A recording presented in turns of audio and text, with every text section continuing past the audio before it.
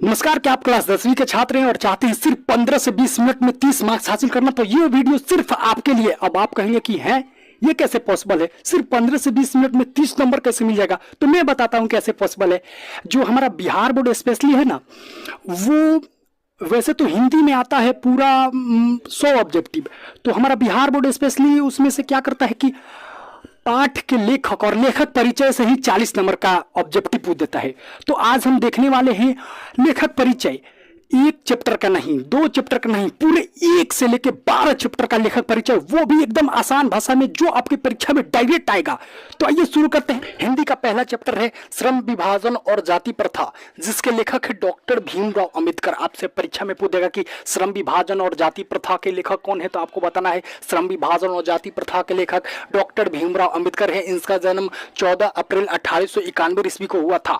आपसे पूछेगा कि डॉक्टर भीमराव अंबेडकर का जन्म कब हुआ था, तो डॉक्टर भीमराव अंबेडकर का जन्म 14 अप्रैल 1891 ईस्वी को हुआ था। अब आपसे पूछेगा कि डॉक्टर भीमराव अंबेडकर का जन्म कौना जगह हुआ था, मतलब किस स्थान पे हुआ था, तो डॉक्टर भीमराव अंबेडकर का जन्म मध्य प्रदेश के महू जिले में हुआ था। आपको याद रख लेना है, डॉक्टर भीमराव अंबेडकर का जन्म मध्य प्रदेश के महू जिले में हुआ था। अब आपसे पूछेगा कि इनका निधन कब हुआ था, तो डॉक्टर भीमराव अंबेडकर का निधन 6 दिसंबर 1956 को नई दिल्ली में हुआ था। आपको याद रखना है। इनके पिताजी का नाम है रामजी सकपाल। आपको याद रखना है, ये बहुत बार एग्जाम में पूछा जा चुका है कि डॉक्टर भीमराव अंबेडकर के पिताजी का क्या नाम था। डॉक्टर भीमराव अंबेडकर के पिताजी का नाम रामजी सकपाल है। इनकी माताजी का नाम भीमाबाई है। आपको याद रख लेना है। आइए देखते हैं अब इनकी प्रमुख रचनाएं। वैसे तो डॉक्टर भीमराव अंबेडकर ने इतनी सारी किताबें लिखी, लेकिन हम सबको लिखवाने बैठ जाएंगे तो आपको याद करने की कैपेसिटी से बाहर हो जाएगा। इसीलिए हम सिर्फ 2 ही चुनकर लाए हैं जो परीक्षा में आया है, आएगा और आ चुका है।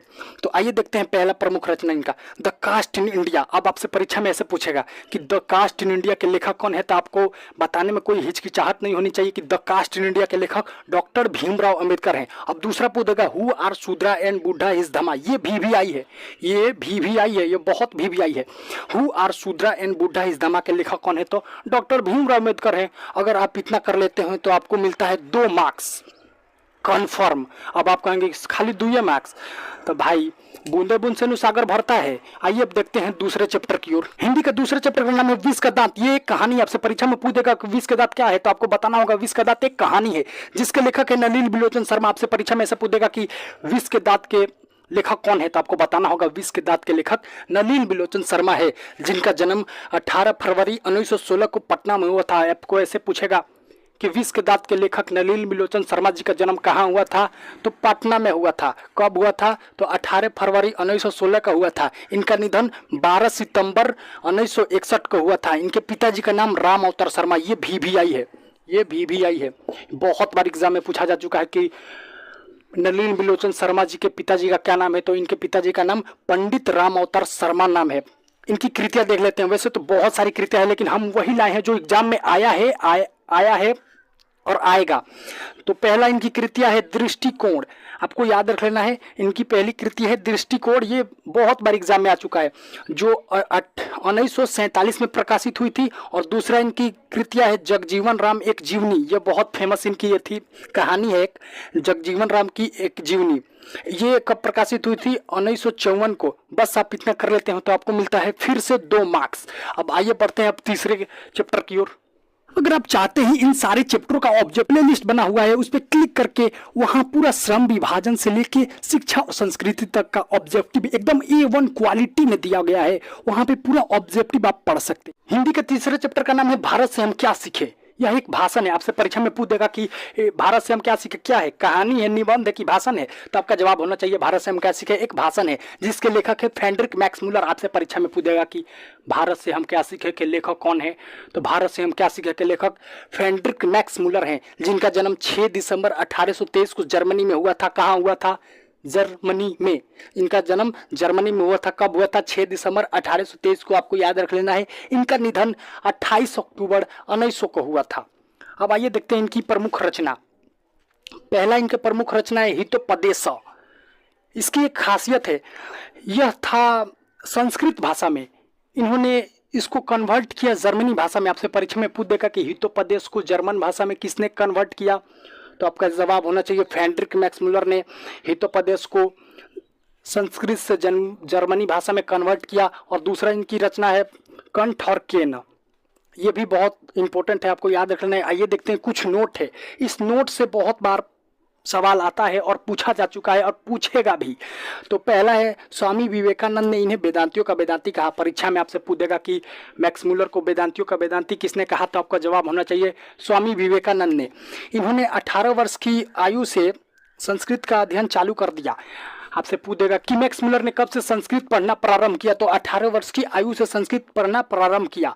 और तीसरा नोट है, महारानी विक्टोरिया ने 1968 में इन्हें नाइट की उपाधि दी। आपसे पूछेगा परीक्षा में कि महारानी विक्टोरिया ने मैक्स मुलर को क्या चीज की उपाधि दी, तो नाइट की उपाधि दी। कब दी, तो 1968 को। अगर आप इतना कर लेते हैं तो आपको मिलता है पूरा 3 मार्क्स। आइए बढ़ते हैं अब चौथे चैप्टर की ओर। चौथा चैप्टर है हमारा नाखून क्यों बढ़ते हैं। यह एक निबंध है। आपसे परीक्षा में पूछेगा कि नाखून क्यों बढ़ते हैं, ये क्या है, तो आपको बताना है नाखून क्यों बढ़ते हैं। एक निबंध है जिसके लेखक है हजारी प्रसाद द्विवेदी। परीक्षा में पूछ दिया कि नाखून क्यों बढ़ते हैं के लेखक कौन है, तो आपका जवाब होना चाहिए हजारी प्रसाद द्विवेदी। इनका जन्म 1907 को बलिया उत्तर प्रदेश में हुआ था। कहाँ हुआ था, बलिया उत्तर प्रदेश में। कब हुआ था, 1907 को। इनका निधन 1979 को हो गया था। इनकी आइए प्रमुख रचना देख लेते हैं। प्रमुख रचना, पहला है इनकी सबसे प्रमुख रचना अशोक के फूल। पहली इनकी प्रमुख रचना है अशोक के फूल। इसके लिए इन्हें साहित्य अकादमी पुरस्कार भी मिला। किसके लिए साहित्य अकादमी पुरस्कार मिला हजारी प्रसाद द्विवेदी को, तो अशोक के फूल के लिए मिला। आपको याद रख लेना है। और दूसरी इनकी रचना है आलोक पर्व। यह भी बहुत बार एग्जाम में पूछा जा चुका है। और तीसरा है शांति निकेतन। यह एक पत्रिका है। आपसे पूछ देगा कि हजारी प्रसाद द्विवेदी की पत्रिका का नाम बताएं, तो आपका जवाब होना चाहिए शांति निकेतन। और एक यहाँ पे नोट है, भारत सरकार द्वारा पद्म भूषण पुरस्कार मिला। इन्हें पद्म भूषण पुरस्कार भी मिला है। किसके द्वारा, भारत सरकार के द्वारा। आप एक वो काम कीजिए, क्या काम कीजिएगा, इसको पूरा अपने कॉपी में छाप लीजिए। और यही नहीं, एक से लेके जितना भी हम लिखवा रहे हैं, वीडियो को पॉज कीजिए और पूरा को अपने कॉपी में नोट डाउन करते चलिए। अब बढ़ते हैं 5वें चैप्टर की ओर। 5वें चैप्टर का नाम है नागरी लिपि। ये एक निबंध है। आपसे परीक्षा में ऑब्जेक्टिव में पूछ देगा कि नागरी लिपि क्या है, भाषण है, कहानी है कि निबंध है, तो आपका जवाब होना चाहिए नागरी लिपि एक निबंध है जिसके लेखक है गुणाकर मूले।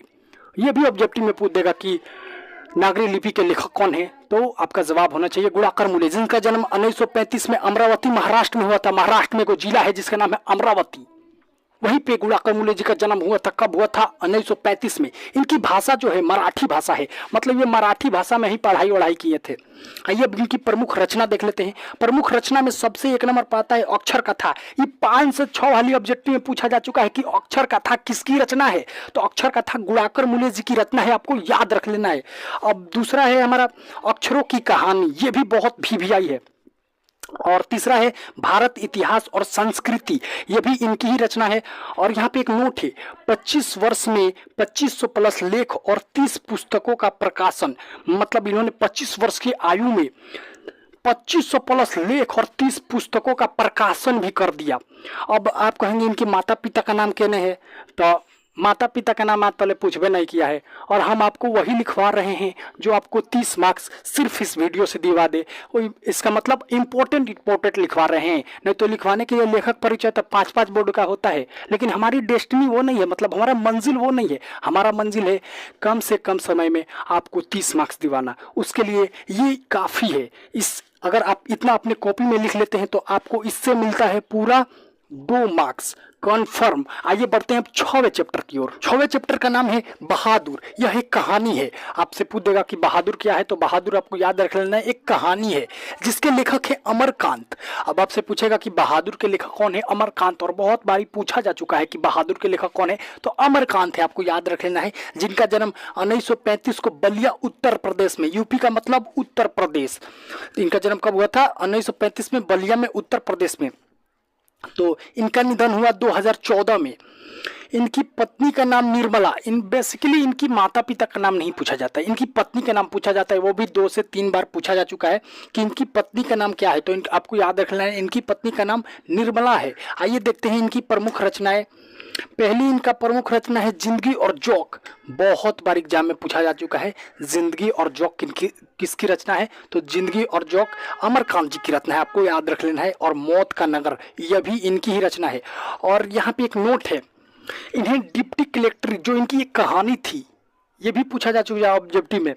डिप्टी कलेक्टर जो इनकी कहानी थी उसके लिए इन्हें अखिल भारतीय पुरस्कार मिला। किसके लिए अखिल भारतीय पुरस्कार मिला, तो डिप्टी कलेक्टर के लिए इन्हें अखिल भारतीय पुरस्कार मिला। और यहाँ पे इन्होंने, ये भी नोट है, 1946 में इन्होंने इंटरमीडिएट किया।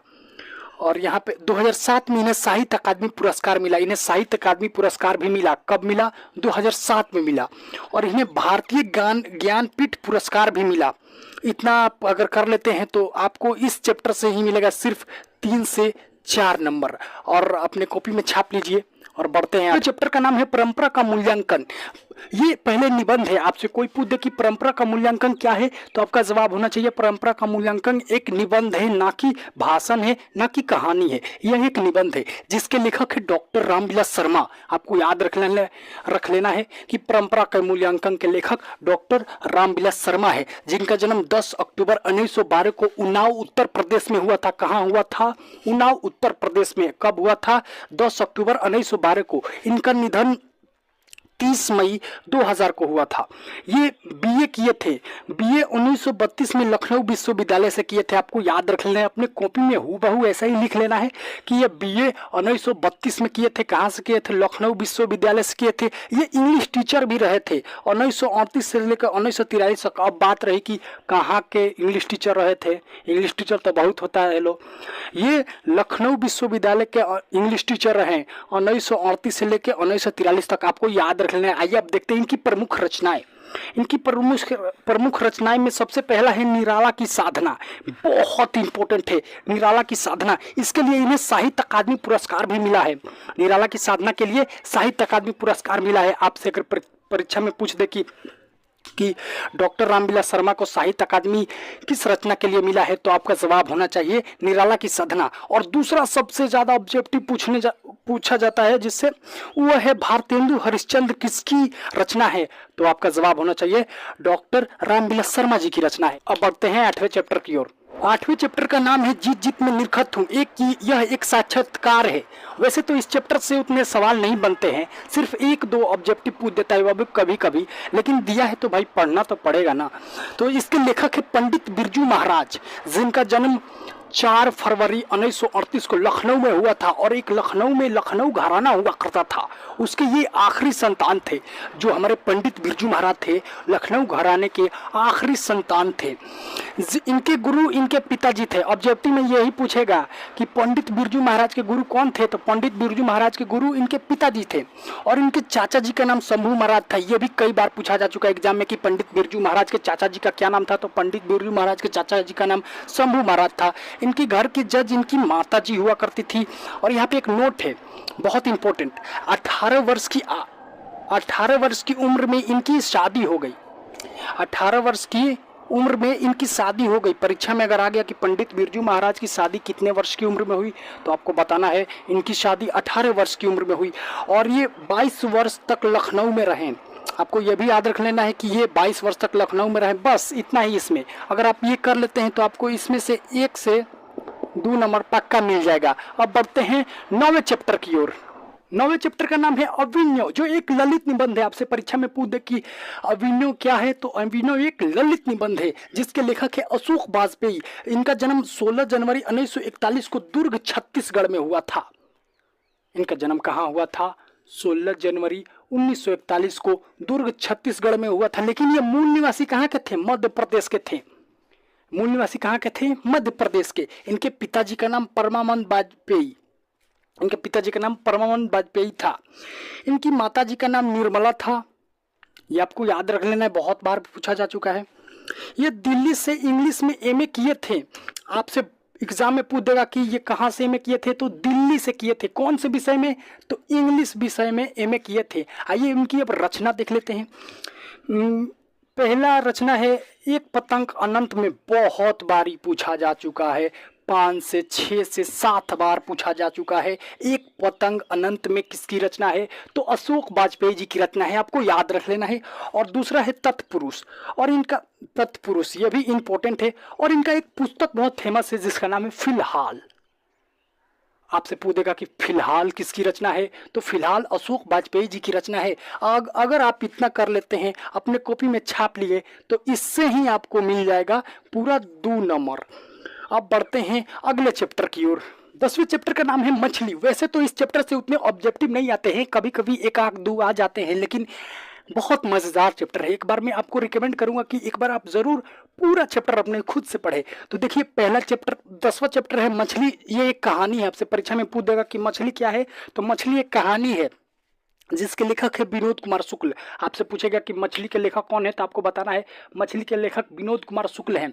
इनका जन्म 1 जनवरी 1937 को छत्तीसगढ़ में हुआ था। इनका जन्म कहाँ हुआ था? छत्तीसगढ़ में। कब हुआ था? 1 जनवरी 1937 को। ये पेशे से, मतलब इनका प्रोफेशन क्या था? वो एक प्रिंसिपल थे, मतलब प्रधान अध्यापक थे। इनका पहला कविता संग्रह लगभग जय हिंद था। यह बहुत बारी पूछा जा चुका है कि विनोद कुमार शुक्ल का पहला कविता संग्रह क्या था, तो आपका जवाब होगा लगभग जय हिंद। आइए इनकी प्रमुख रचनाएं देख लेते हैं। वैसे तो बहुत सारी रचनाएं हैं, लेकिन हम वो चुन कर लाए हैं जो आपके परीक्षा में आएगा, जो आएगा आएगा ही आएगा। इनकी पहली रचना है पेड़ पर कमरा। बहुत बारी पूछा जा चुका है कि पेड़ पर कमरा किसकी रचना है, तो पेड़ पे कमरा विनोद कुमार शुक्ल जी की रचना है, आपको याद रख लेना है। और एक है महाविद्यालय, ये भी इनकी रचना है। महाविद्यालय से ही मछली लिया गया है। महाविद्यालय एक कहानी है जिससे ये चैप्टर जो मछली है ना, वो लिया गया है महाविद्यालय से। आपके परीक्षा में पूछ देगा कि मछली चैप्टर कहाँ से लिया गया है, तो आपका जवाब होना चाहिए मछली चैप्टर महाविद्यालय कहानी से लिया गया है। अब आइए आखिरी में एक उपन्यास है, फेमस उपन्यास नौकर की कमीज। यह भी बहुत बारी पूछा जा चुका है। अगर आप इतना कॉपी में नोट डाउन कर लेते हैं तो इस चैप्टर से आपका 2 नंबर फिक्स है, 2 नंबर फिक्स। अब बढ़ते हैं अगले चैप्टर की ओर। अब हम पहुंच गए 11 नंबर चैप्टर पे। 11 नंबर चैप्टर का नाम है नौबत खाने में इबादत। आपसे पूछेगा नौबत खाने में इबादत क्या है, तो ये एक व्यक्ति चित्र है। व्यक्ति चित्र माने किसी स्पेशली एक आदमी के लिए इसमें लिखा गया हो। तो वो स्पेशली आदमी कौन है जिसके लिए नौबत खाने में इबादत लिखा गया है? वो स्पेशली आदमी है हमारे उस्ताद बिस्मिल्लाह खां। नहीं, जो शहनाई बजाते थे ना, बिहार के रहने वाले थे उस्ताद बिस्मिल्लाह खां, उन्हीं के बारे में इस चैप्टर में लिखा गया है, जिसके राइटर है यतीन्द्र मिश्र। वो एक कवि हैं। बेसिकली तो कितने जो लेखक होते हैं वो उपन्यासकार होते हैं, और कितने होते हैं जो कहानीकार होते हैं, लेकिन ये स्पेशली एक कवि थे जिनका जन्म 1977 को अयोध्या उत्तर प्रदेश में हुआ। कब हुआ? 1977 को। कहाँ होगा? अयोध्या उत्तर प्रदेश में। आइए इनकी रचना देख लेते हैं। इनकी रचना सबसे पहले तो बहुत इंपॉर्टेंट है, यदा कदा। इनकी एक रचना का नाम है यदा कदा, और दूसरा रचना का नाम है अयोध्या तथा अन्य कविताएं। वैसे तो बहुत सारी रचनाएं हैं, लेकिन हम जो लाए हैं, जो परीक्षा में इस वर्ष आ सकता है, वही हम लाए हैं। अब इनको देखिए कौन सा पुरस्कार मिला। आपको जानकर हैरानी होगी कि इन्हें 1 2 नहीं बल्कि पूरे 9 पुरस्कार मिले। तो 9 पुरस्कार अगर हम लिखवा देंगे तो याद करने में आपका माथा फेल हो जाएगा। इसीलिए हम 2 लिखवाए हैं जो आपके परीक्षा में आएगा ही आएगा। तो पहला पुरस्कार है भूषण अग्रवाल। आपको याद रख लेना है कि यतीन्द्र मिश्र को भूषण अग्रवाल पुरस्कार मिला है। और सबसे इंपॉर्टेंट संगीत नाट्य अकादमी पुरस्कार, ये भी यतीन्द्र मिश्र को मिला हुआ है। अब ये अगर आप इतना कर लेते हैं, बस इतना अपने कॉपी में नोट डाउन कर लेते हैं, तो इससे आपको मिलेगा 1 से 2 नंबर। अब हम बढ़ते हैं अगले चैप्टर की ओर। और आखिरी चैप्टर का नाम है शिक्षा और संस्कृति, जिसके लेखक है महात्मा गांधी। और महात्मा गांधी का बायोग्राफी क्या नहीं मालूम है, फिर भी दिया है तो भाई पढ़ना तो पड़ेगा ना। जन्म इनका हुआ 2 अक्टूबर 1869 को। कहाँ? पोरबंदर में। आपको याद रखना है पोरबंदर में। इनके पिताजी का नाम करमचंद्र गांधी है। आपको याद रखना है महात्मा गांधी के पिताजी का नाम करमचंद्र गांधी। इनकी माताजी का नाम पुतली बाई है। आपको याद रखना है इनकी माताजी का पुतली बाई नाम है। अब इनकी पुस्तकें देखते हैं। वैसे तो बहुत सारी पुस्तकें लिखी, लेकिन सब पुस्तकों को हम याद करने बैठे तो एक को याद नहीं होगा, इसलिए हमने चुन कर लाए, ये एकदम स्पेशली आपके लिए चुन कर लाए हैं कि इस वर्ष आएगा ही आएगा। तो पहली पुस्तक का नाम है हिंद स्वराज। आपको याद रख लेना है, परीक्षा में ऐसे पूछेगा कि हिंद स्वराज के लेखक कौन है। तो आपको बताना है होगा कि हिंद स्वराज के लेखक महात्मा गांधी हैं। और दूसरा है सत्य के साथ मेरा प्रयोग। ये आपको क्लास 12 का जो इंग्लिश है ना, उसका पहला chapter Indian culture and civilization में आएगा। ये सत्य के साथ मेरा प्रयोग, इसका इंग्लिश होता है माई एक्सपेरिमेंट विथ ट्रूथ। ये आएगा, वो 12th के इंग्लिश में आपको पढ़ने को मिलेगा। और ये उस समय पत्रिका भी लिखा करते थे, पत्रिका। तो इनकी फेमस पत्रिका का नाम एगो हरिजन था, एगो यंग इंडिया था। अब आपसे कोई पूछ दे कि यंग इंडिया पत्रिका का संपादन किसने किया था, तो आप नहीं बता देंगे, महात्मा गांधी ने किया था। अब ये देखिए, ये 1888 में लंदन गए, काहे खाती? घूमे खाती ना, घूमे खाती नहीं। ये 1888 में लंदन वकालत की पढ़ाई करने के लिए गए और फिर ये 1915 में भारत आ गए। अगर आप इतना अपने कॉपी में नोट डाउन कर लेते हैं और समझ गए हैं कि ये क्या लिखा है, तो आपको यहाँ से 4 से 5 नंबर मिले।